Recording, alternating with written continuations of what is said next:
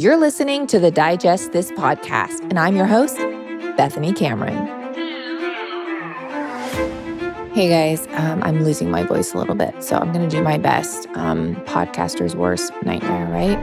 But I was thinking about writing a book, or not writing a book, I should say, because a lot of people have been asking, when's the second book going to come out? It's been 5 years since my book was published in 2020.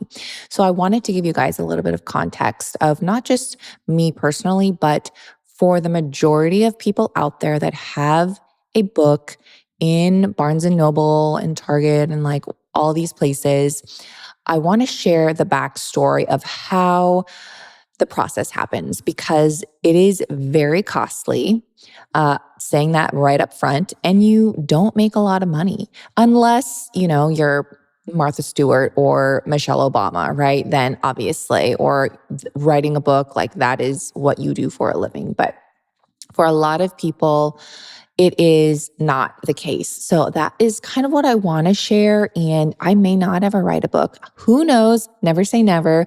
But this is why I have not really pursued it. So that's what we're going to get into. And spoiler alert, yes, you, the listener, the consumer, the Instagram watcher, you are the reason people get book deals. There's a lot of controversy about electrolytes these days, and many are wondering what's really in them. Brands can sometimes not be transparent and hide ingredients not required to be disclosed to the public. However, I will say that the electrolytes I've been taking for over 3 years are the best I've found. There's no stevia, no monk fruit, no natural flavors, and no maltodextrin. Just 3 simple ingredients: salt, magnesium, and potassium. The brand I've been consuming is Element, specifically their raw, unflavored version. This version only is free from many of the hidden ingredients you will commonly find in electrolyte mixes. And because Element's raw, unflavored packets do not contain natural flavors or sweeteners of any kind, I sometimes like to add a squeeze of lemon or a squeeze of orange into my water, or they're even great blended into my fruit smoothies for a sweet and salty treat. I've tried several brands on the market and wasted a lot of my own money on promising packs, only to get disappointed that either the taste was off or they didn't deliver the hydration I needed. That's why after 3 years, I have always reverted back to Element's raw, unflavored electrolytes. My husband loves their lemonade, citrus salt, and grapefruit salt, and he's recently become a fan of their mango chili flavor. Imagine sprinkling that on top of watermelon, you guys. But you all know me and that I'm a plain Jane kind of gal that prefers no sweeteners, no maltodextrin, no aftertaste, and no flavorings. So whatever your preference, I know Element has got what you're looking for. If you go to drinkelement.com/digest, you will get a free sample pack to try. And if you don't like what you purchase, they will give you your money back with no questions asked. And you can even keep what you bought. Go to drinklmnt.com/digest or click the link in today's show notes. So for anyone new that has joined recently, I do have a book. It's called Digest This, hence the podcast name, Digest This. And this book was published in 2020. I started writing it in 2018. So I got the news that I got a book publisher that wanted to publish my book. And it was the same book publisher. It was Penguin. If you guys are even familiar in that industry, it's Penguin Book Publishers, but same publisher that's done Martha Stewart, Michelle Obama, like all of these like big wigs, right? And it was very exciting for me back in 2018. And someone had approached me, and this is typically how it goes, because it's not like we have, all these phone numbers and emails in my little black book that I can just reach out to all these publishers, right? Unless you've already done so, but never written a book, 2018. And I got approached and they're like, we love your story. We love what you're doing. We love your recipes. We really think this would be an amazing book. Like, you could help so many people and share so many recipes. And I said, okay. So this isn't the publisher that approached me. This was like the middleman. Basically, what they do is they present you to like 10 different publishers. And you have to literally write. I spent probably like 4 months writing this like not huge paper, but it was a good like 20 pages, and we went back and forth within those months.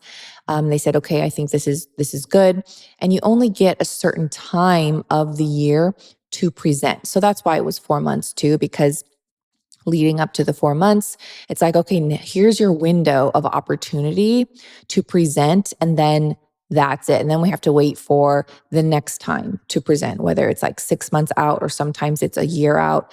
Who knows? It's like, 7 years later, and I have no idea how it works now, but this is how it worked. And so finally, the time comes to present to all of these different publishers. They do so, and then you book phone calls and meetings with all of the publishers. You talk to them, and it's basically like an interview. And then after all of these meetings, this was literally an all-day thing. You book all the meetings in one day. I don't even think I had like lunch that day. It was just from like morning till evening, all the way through, back to back. And thankfully, there were people that were interested. Some weren't, which is fine, typically how it goes. But within all those meetings, the one publisher that came back that the quote middleman was like super excited for, and he deals with all these different publishers. He goes, Bethany, this is the one. This is the one. And they're interested. They want to work with you. And this is typically how it goes for anyone that is in the social media space or, gets a book deal, unless you are an author and that's literally what you do for a living. But for a lot of people, writing a book, it's like on the side, it's something new. That's how it goes. And so, long story short, we signed the papers, yada, yada. It takes 2 years. It took me 2 years to write a book. And typically, it takes about 2 to 4 years to write one book, depending on the type of book. So it took me 2 years. And they said that was a very quick turnaround. So for anyone wondering, 2 years is very fast to write a book. So 2 years, if you've read the book or if you have it, you know that half of the book, the first half is literally just all grocery shopping lists and sharing about what gut irritants are, what gut healing foods are, what to take out of your diet, what to put in, how to prep your food. Like it goes real deep into that. That's half of the book. And then the second half of the book are recipes and supporting things to help your gut, and like drinks, desserts, meals, dinners, snacks, all that. So that the first half of the book obviously took a long time, but also the second half, because for a recipe book, you not only have to make new recipes, like these are different recipes, but you have to test them. You have to send them to a tester. Okay. This is for all recipes. You can't just say, yeah, this recipe works. Let's put it in the book. You have to send it to a third party tester, basically just the written out recipe. They have to get the ingredients. They have to test it themselves. And it basically has to be foolproof. And, you can't just, because no one's just going to say, oh yeah, I believe you, let's put it in the book. Someone else, unrelated, like no affiliation, that's their job. They test recipes to make sure, okay, this is a legit recipe. She's not just like BSing you. It works, right? So there's that process. Then there is the fine tuning process. Obviously, I think we went through, I don't know how many drafts. Typically, you also have they're called ghost writers. Now, yes, I wrote my book, but I did not physically like type it or write it. So I had my ghostwriter and I told her, like, this is what I want. This is what I want to say. She physically typed it out for me, because if I would have done it, I would have not been working and earning money, doing what I was doing on social media. So that's their job so that the other person can continue earning a living doing other things. So, um, so she did that. We would have meetings all the time, like weekly, and I'd read over things. I say, okay, please edit this, edit that, yada yada. Um, and so a lot of people have ghostwriters. A lot of people, it goes through recipe testing.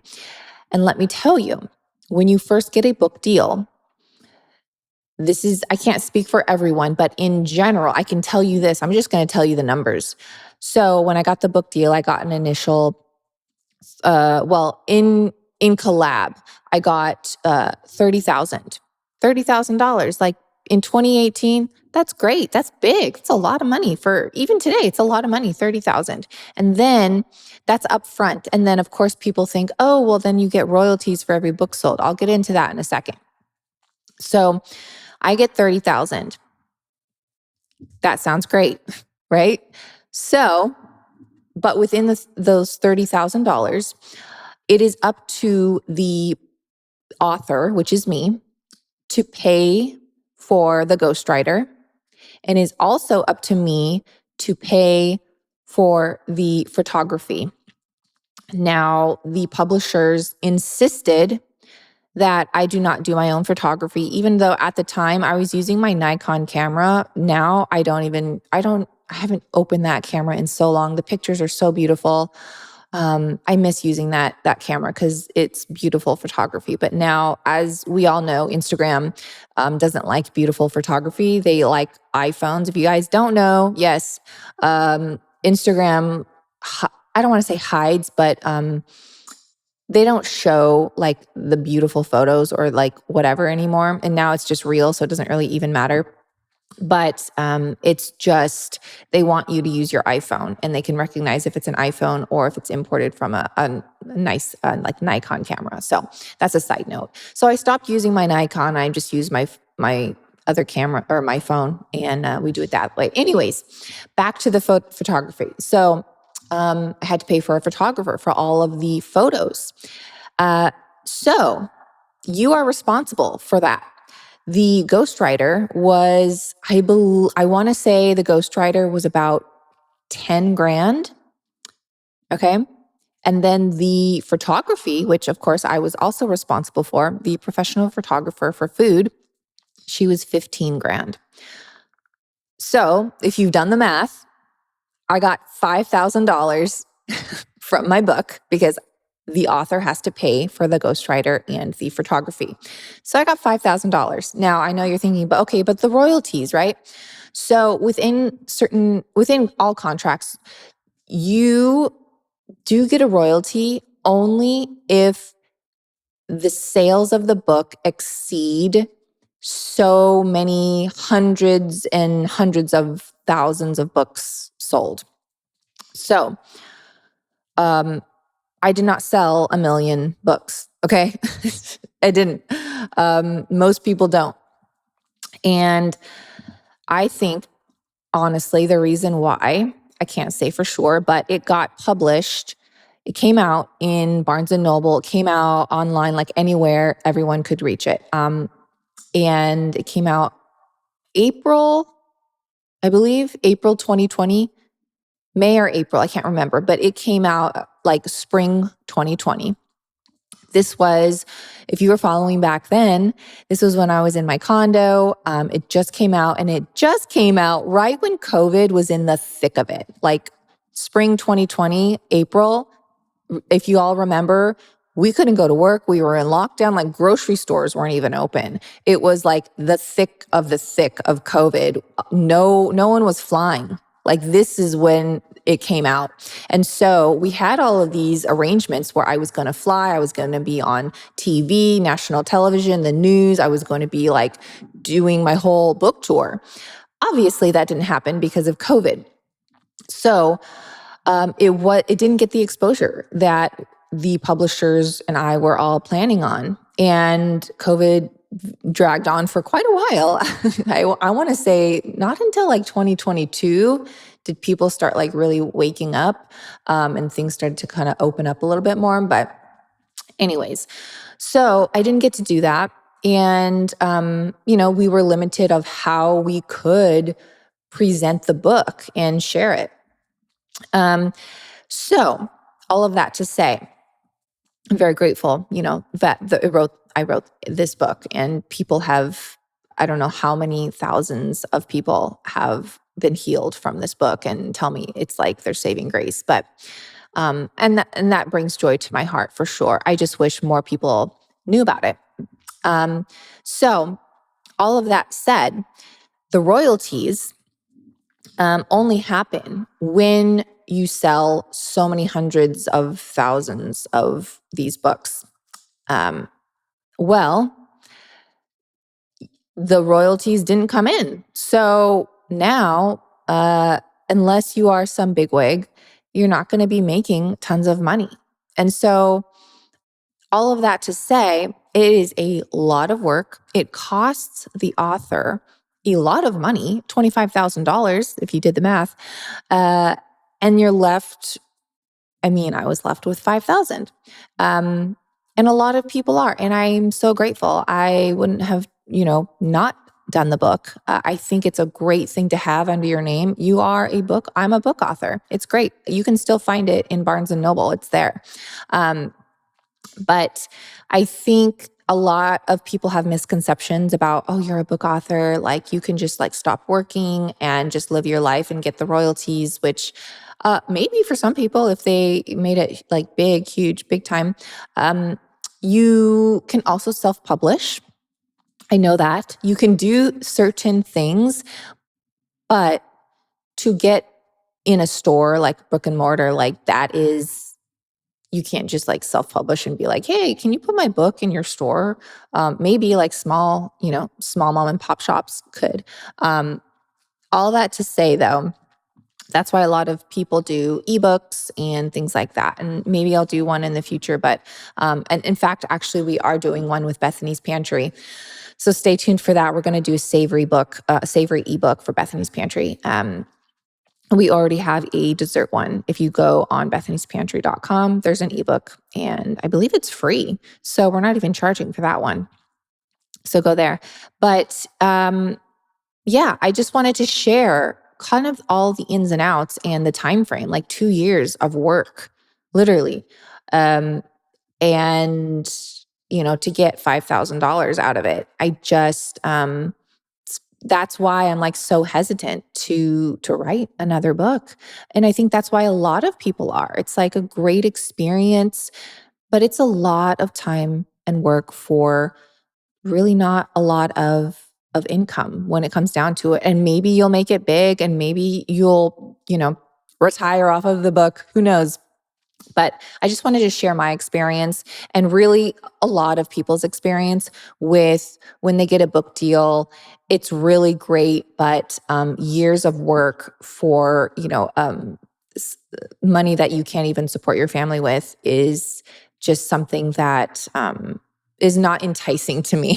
So there you go. It's just plain, I put it out there.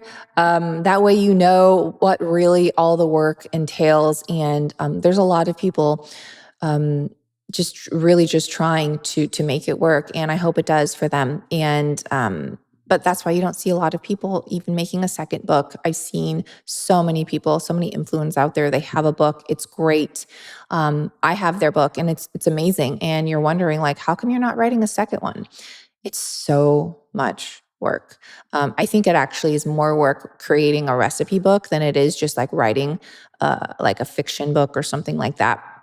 Because all you have to do is write the recipe. You have to do the testing. You have to do the photos. You have to do all of the things. So anyways, I hope this was insightful and fun to listen to, and just giving you some behind the scenes of what happens when you're writing a book. So thanks for listening, guys. I'll see you guys next time.